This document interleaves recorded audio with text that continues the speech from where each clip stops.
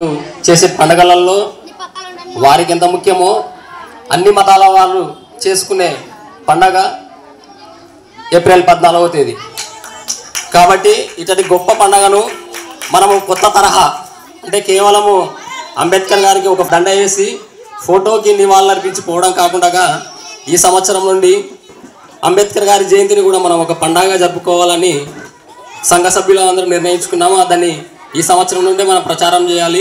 అలాగే మన ఇంటి దగ్గర ఉన్నటువంటి 5 మందికి 10 మందికి మన స్తోమత తగ్గట్టుగా ఒక చిన్న పండుగ చేసి వాళ్ళందరినీ మనం ఆహ్వానించి కొత్త సంప్రదాయాన్ని మనమే ముందుకు తీసుకెళ్లాలని చెప్పి గ్రూప్ సభ్యులు నిర్ణయించారు. కాబట్టి దాన్ని కూడా మనందరూ దృష్టిలో పెట్టుకొని ముందుకు సాగాలి. అంబేద్కర్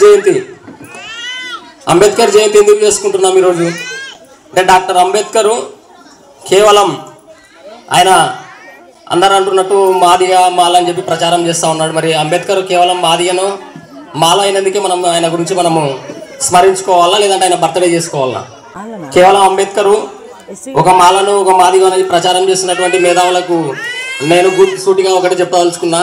అంబేద్కర్ ఒక మాల అయినా ఒక మాదిగా అయినా ఆయన ఆశయాలను తీసుకుపోయినటువంటి మా కులం అని చెప్పుకుంటున్నటువంటి కులాలు అంబేద్కర్ గారి ఆశయాల కోసం ఎవరివై పనిచేస్తున్నట్టు మనం గ్రహించాలి. ఎందుకంటే కేవలం అంబేద్కర్ గారిని ఒక వర్గానికి అంటగట్టి ఒక వర్గానికి దూరం చేసే కుట్ర జరుగుతూ ఉంది. కాబట్టి అంబేద్కర్ ఒక వర్గానికి సంబంధించినటువంటి వ్యక్తి కాదు, ఈ దేశానికి సంబంధించినటువంటి సంపద. ఎందుకంటే అంబేద్కర్ గారు కేవలం దళితుల కోసం మాత్రమే ఆయన ఈ పోరాటం చేయలేదు, ఈ రాజ్యాంగం రాయలేదు.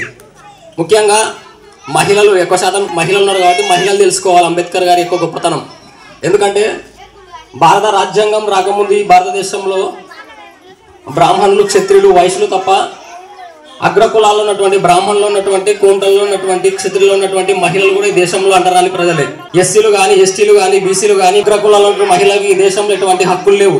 కేవలం వాళ్ళు కూడా ఈ దేశంలో అంటరాని ప్రజలే, అంటరాని మహిళలు. ఎటువంటి అవకాశాలు లేనటువంటి మహిళలకు ఈ దేశంలో భారత రాజ్యాంగం ద్వారా ఈరోజు భారత రాజ్యాంగం ద్వారా దేశానికి ప్రధానమంత్రులు రాష్ట్రపతి అవుతున్నారంటే డాక్టర్ బాబాసాహెబ్ అంబేద్కర్ గారు ఇచ్చినటువంటి హక్కుల వల్ల అనేది కూడా మనం గుర్తించుకోవాలి. అలాగే అంబేద్కర్ గారు ఇచ్చినటువంటి హక్కులు చాలా గొప్పవి. ఎందుకంటే ఈరోజు మీరు స్కూల్కి వెళ్ళము అంటే కూడా మీకు నిర్బంధం